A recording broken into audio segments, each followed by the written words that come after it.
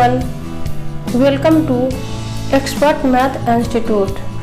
आज के अध्याय में हम कांग्रेस के महत्वपूर्ण अध्यक्ष, अधिवेशन एवं निर्णय के बारे में अध्ययन करेंगे।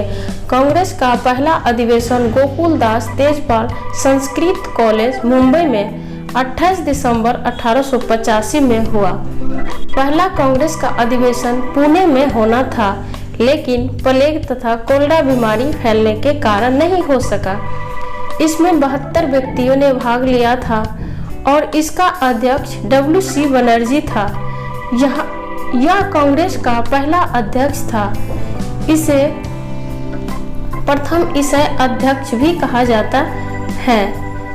इसमें कुल 9 प्रस्ताव पारित किया गया था। 1886 का अधिवेशन कलकत्ता में हुआ था, जिसका अध्यक्ष दादा भाई नौरोजी था। वे 3 बार कांग्रेस का अध्यक्ष बने। कलकत्ता का 1886 में, जिसमें इंडियन एसोसिएशन का कांग्रेस में विलय कर लिया गया। वायसराय डफरिन ने सभी सदस्यों को गार्डियन पार्टी दी, जिसमें सुरेश नाथ बनर्जी शामिल नहीं हुए। कांग्रेस स्टैंडिंग कमेटी का गठन किया गया, जिसमें कुल 434 सदस्य शामिल किए गए। लाहौर का अधिवेशन 1893 में हुआ था, जिसमें सिविल सेवा परीक्षा भारत में कराने की मांग की। कोलकाता का अधिवेशन 1906 में हुआ। ये तीनों अधिवेशन का अध्यक्ष दादा भाई नौरोजी था। 1887 का अधिवेशन मद्रास में हुआ था, जिसका अध्यक्ष वरुदीन तैयबजी था। कांग्रेस का प्रथम मुस्लिम अध्यक्ष था। उन्होंने कांग्रेस बनो का नारा दिया। रांडे द्वारा सोशल कॉन्फ्रेंस का आयोजन किया गया। A.O. ह्यूम ने विरोध किया, जिसके फलस्वरूप आर्म्स एक्ट के खिलाफ विरोध प्रस्ताव पारित किया गया। विषय निर्धारित समिति का गठन तमिल भाषा में किया गया। कांग्रेस ने कुछ पर्चे छपाए और ब्रिटिश साम्राज्य की आलोचना की। कांग्रेस के प्रति सरकार का रुख कठोर हो गया और कांग्रेस का उपनाम रख दिया गया, जैसे बेवफा बाबू, राजद्रोही ब्राह्मण, हिंसक खलनायक, राजद्रोही का कारखाना। 1888 का अधिवेशन इलाहाबाद में हुआ था, जिसका अध्यक्ष जॉर्ज यूले था। ब्रिटिश सरकार द्वारा स्थान मुहैया नहीं कराया गया था। फलस्वरूप दरभंगा के राजा के सहयोग से यह अधिवेशन तंबू में आयोजित हुआ, जिसके फलस्वरूप संविधान निर्माण पर बल दिया गया। डफरिन ने कहा, कांग्रेस मुट्ठी भर लोगों का प्रतिनिधित्व कराती है, अज्ञानता में छलांग है। बिपिन चंद्र पाल ने कहा, कांग्रेस याचना संस्था है। अश्विनी कुमार ने कहा, दत्त 3 दिन का तमाशा है। सर सैयद अहमद व बनारस के राजा शिव प्रसाद सितारे हिंद ने मिलकर कांग्रेस का विरोध करने के लिए यूनाइटेड पैट्रियट एसोसिएशन की स्थापना की। इसके बाद 1889 का अधिवेशन मुंबई में हुआ था, जिसका अध्यक्ष विलियम वेटबर्न था। 21 वर्षीय मताधिकार की मांग प्रस्ताव पारित किया गया। पहली बार महिलाओं ने भाग लिया। गोपाल कृष्ण गोखले ने कांग्रेस की सदस्यता ली।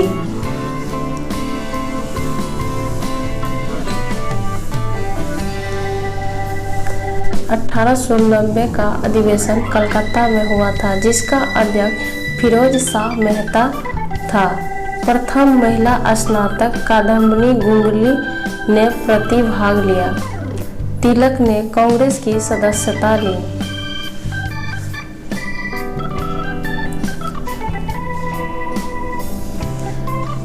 1891 ईस्वी का अधिवेशन नागपुर में हुआ था, जिसका अध्यक्ष आनंद चार्लू था।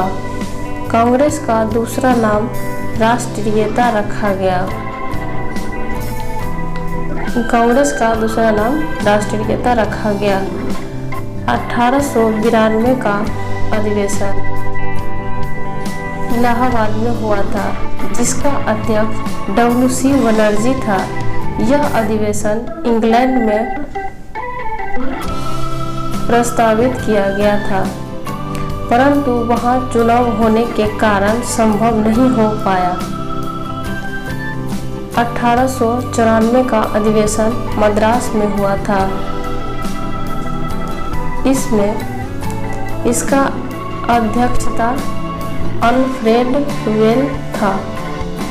1895 का अधिवेशन पुणे में हुआ था, जिसका अध्यक्ष सुरेश नाथ बनर्जी था। तिलक द्वारा सोशल कॉन्फ्रेंस को कांग्रेस के मंच से बंद करवा दिया गया। सुरेंद्र नाथ बनर्जी के नेतृत्व में संविधान पर दोबारा विचार विमर्श आरंभ हुआ।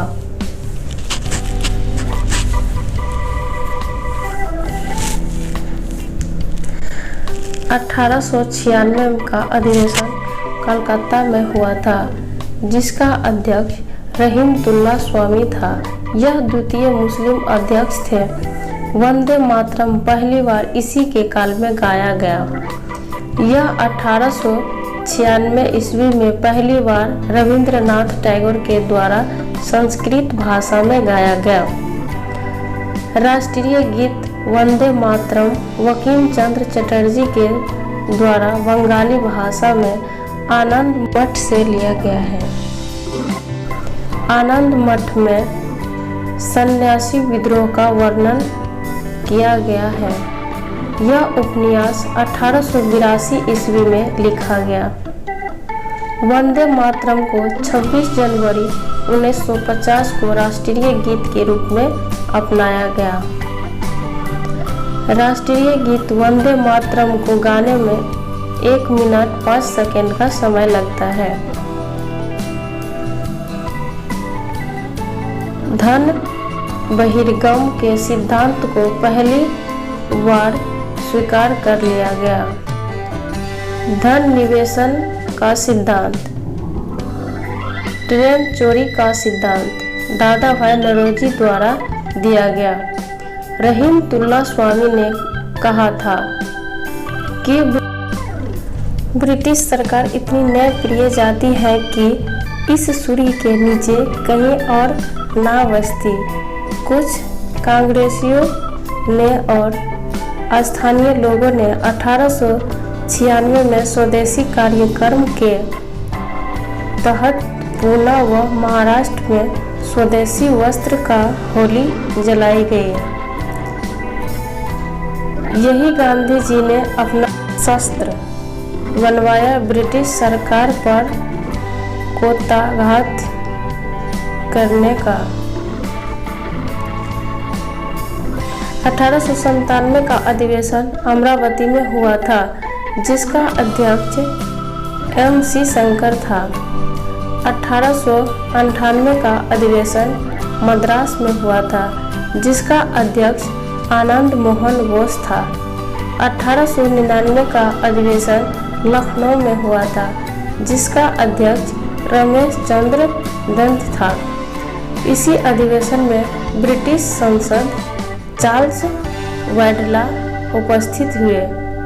1990 का अधिवेशन लाहौर में हुआ था, जिसका अध्यक्ष ANG चंद्र वर्कर था। 1901 का अधिवेशन कलकत्ता में हुआ था, जिसका अध्यक्ष दिनसा वचा था। महात्मा गांधी पहली बार व्यक्तिगत रूप से अधिवेशन में भाग लिया। परंतु यहाँ के लोगों से परिचित नहीं था, इसलिए वापस चला जाता है। 1902 का अधिवेशन अहमदाबाद में हुआ था, जिसका अध्यक्ष सुरेंद्रनाथ बनर्जी था। 1903 का अधिवेशन मद्रास में हुआ था, जिसका अध्यक्ष लाल मोहन घोष था। ब्रिटिश संसद हेतु चुनाव लड़ने वाला प्रथम भारतीय। 1904 का अधिवेशन मुंबई में हुआ था, जिसका अध्यक्ष हेनरी कॉटन था। मोहम्मद अली जिन्ना ने पहली बार अधिवेशन में भाग लिया और कांग्रेस की सदस्यता ग्रहण की। इसके बाद 1905 का अधिवेशन बनारस में हुआ था, जिसका अध्यक्ष गोपाल कृष्ण गोखले थे। उन्होंने स्वदेशी बिल की स्थापना की। उन्होंने 1905 में भारत सेवक समाज की स्थापना की। यह महात्मा गांधी की राजनीतिक गुरु भी था। स्वदेशी व बहिष्कार आंदोलन का प्रस्ताव पारित किया गया और विपक्ष के नेता के उपाधि से सम्मिलित किए गए।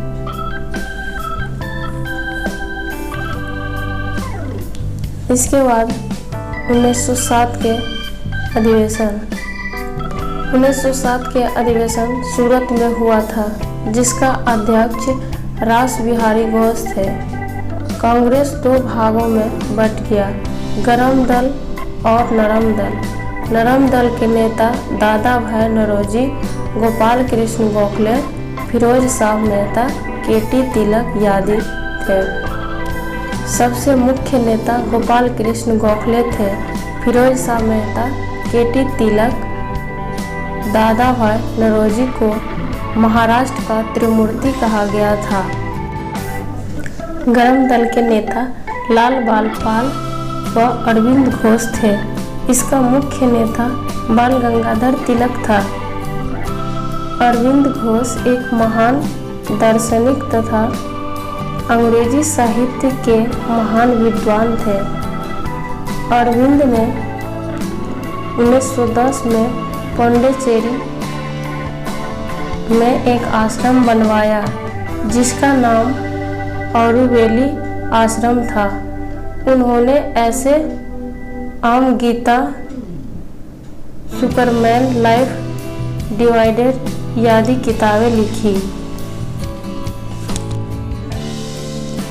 इसके बाद 1908 का अधिवेशन मद्रास में हुआ था, जिसका अध्यक्ष रास बिहारी घोष थे। 1909 का अधिवेशन लाहौर में हुआ था, जिसका अध्यक्ष मदन मोहन मालवीय था।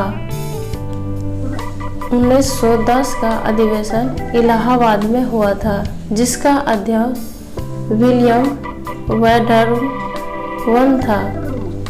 1911 का अधिवेशन कलकत्ता में हुआ था, जिसका अध्यक्ष पंडित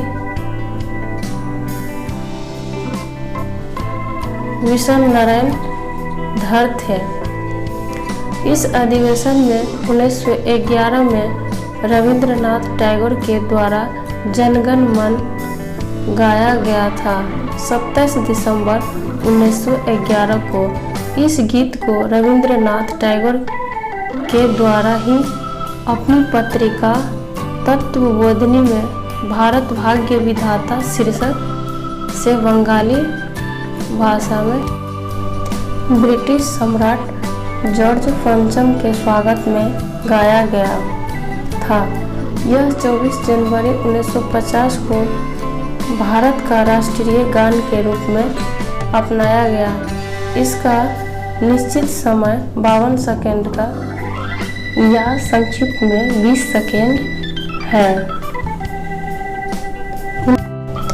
1912 का अधिवेशन वकीमपुर में हुआ था, जिसका अध्यक्ष R.N. माधवलकर था। 1913 का अधिवेशन कराची में हुआ था, जिसका अध्यक्ष नवाब सैयद मोहम्मद बहादुर था। 1914 का अधिवेशन मद्रास में हुआ था, जिसका अध्यक्ष भूपेंद्र नाथ बासु था। 1915 का अधिवेशन मुंबई में हुआ था, जिसका अध्यक्ष सर सत्येंद्र प्रसन्न सिन्हा था। 1916 का अधिवेशन लखनऊ में हुआ था, जिसका अध्यक्ष अंबिका चरण मौजूदा था। इस अधिवेशन में कांग्रेस के गर्म दल तथा नरम दल एनी बेसेंट तथा तिलक की कोशिश से एक हो गया। मुस्लिम लीग ने भारत में ब्रिटिश शासन के लिए कांग्रेस का समर्थन देना शुरू कर दिया, इसलिए इसे लखनऊ समझौता भी कहा गया है। 1917 का अधिवेशन कलकत्ता में हुआ था, जिसका अध्यक्ष पहली महिला अध्यक्ष एनी बेसेंट थी। 1918 का अधिवेशन मुंबई में हुआ था, जिसका अध्यक्ष सैयद हसन इमाम था। 1918 का अधिवेशन दिल्ली में हुआ था, जिसका अध्यक्ष मदन मोहन मालवीय था। 1919 का अधिवेशन अमृतसर में हुआ था, जिसका अध्यक्ष पंडित मोतीलाल नेहरू था। 1920 का अधिवेशन कोलकाता में हुआ था, जिसका अध्यक्ष लाला लाजपत राय था। अखिल भारतीय ट्रेड यूनियन कांग्रेस की स्थापना लाला लाजपत राय ने की। पहला अध्यक्ष लाला लाजपत राय व उपाध्यक्ष जोसेफ वेपिस्टा था।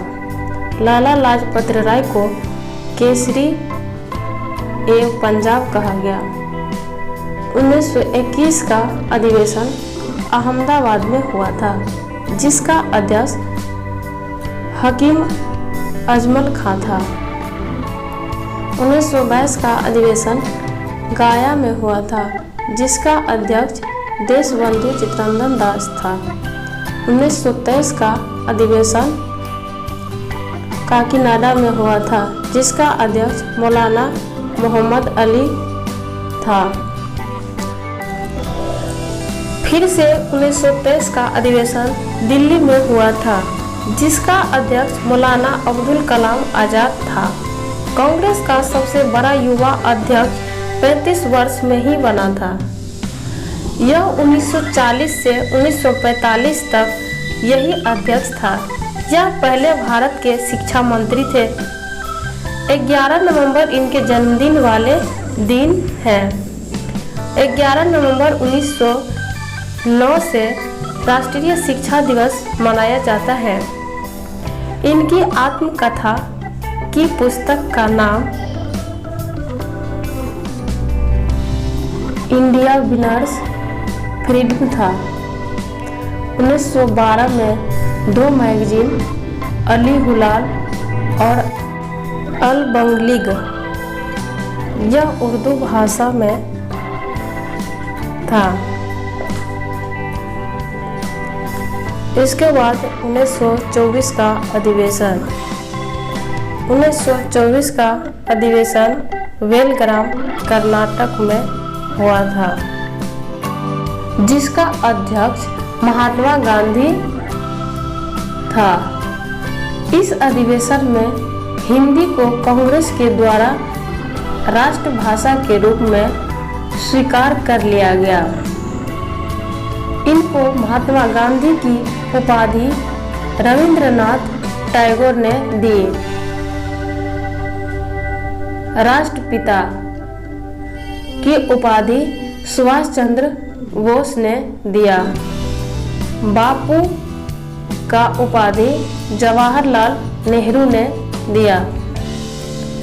मंगलम बावा का उपाधि खान अब्दुल गफ्फार खान ने दिया। जादूगर शेख मुजीबर रहमान ने दिया। इसकी आत्मकथा की पुस्तक का नाम सत्य के साथ मेरा प्रयोग है, माय एक्सपेरिमेंट विद ट्रूथ।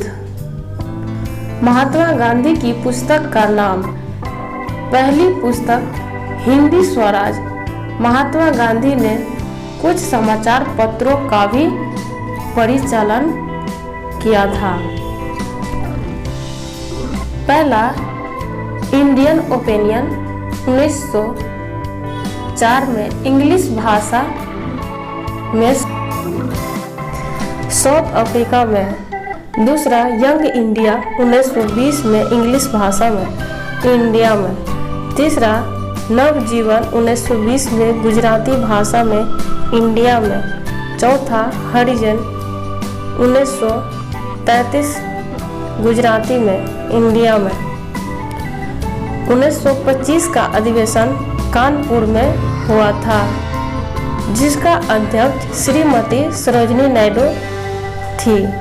1926 का अधिवेशन गुवाहाटी में हुआ था, जिसका अध्यक्ष श्रीनिवास अयंगर था।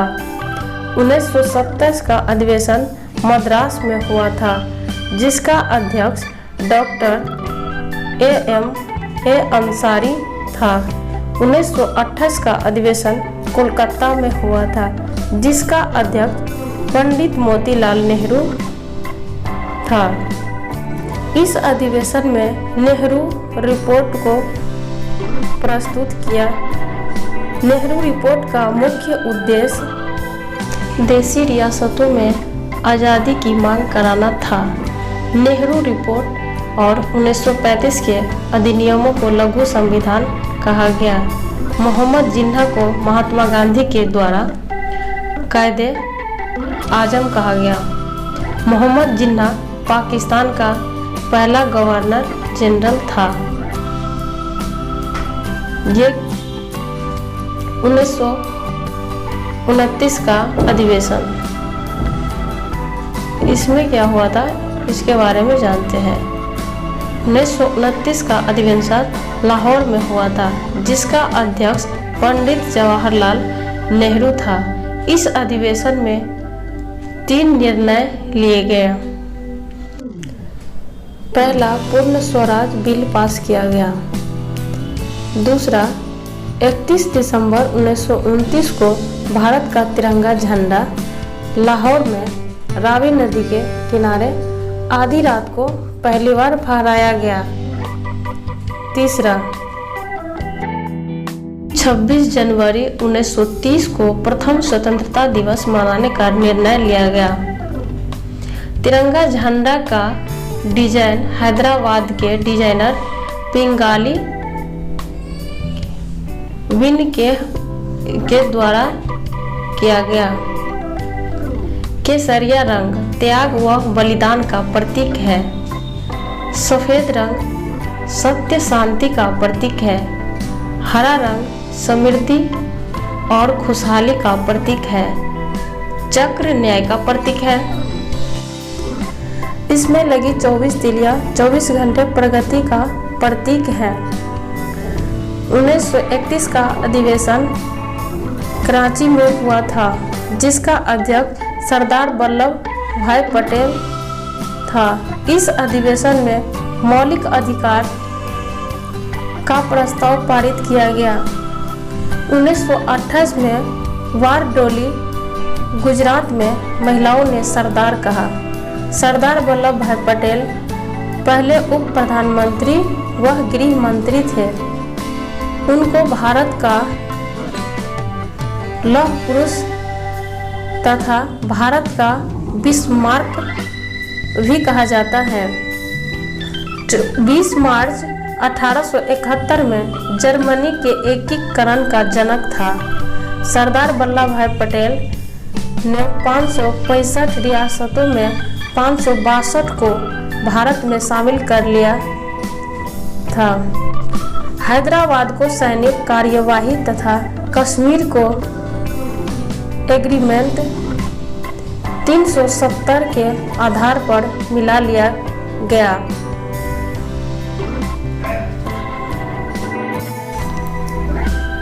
उन्नीस 1932 का अधिवेशन दिल्ली में हुआ था, जिसका अध्यक्ष अमृत रणछोड़ दास सेठ था।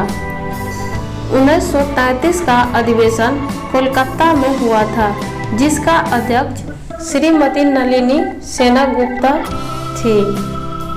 1934 का अधिवेशन मुंबई में हुआ था, जिसका अध्यक्ष डॉक्टर राजेंद्र प्रसाद था। कांग्रेस सोशलिस्ट पार्टी की स्थापना आचार्य नरेंद्र देव के द्वारा की गई। कांग्रेस सोशलिस्ट पार्टी की बैठक पहली बार पटना में हुई। डॉक्टर राजेंद्र प्रसाद भारत के प्रथम राष्ट्रपति थे। 1952 से 1962 तक यह इंडिया के पहला राष्ट्रपति था। 1936 का अधिवेशन लखनऊ में हुआ था, जिसका अध्यक्ष जवाहरलाल नेहरू था। 1937 का अधिवेशन फौजपुर में हुआ था, जिसका अध्यक्ष जवाहरलाल नेहरू था। 1938 का अधिवेशन हाजीपुर में हुआ था, जिसका अध्यक्ष सुभाष चंद्र बोस था। 1939 का अधिवेशन त्रिपुरी में हुआ था, जो कि गुजरात में है। इसका अध्यक्ष सुभाष चंद्र बोस था।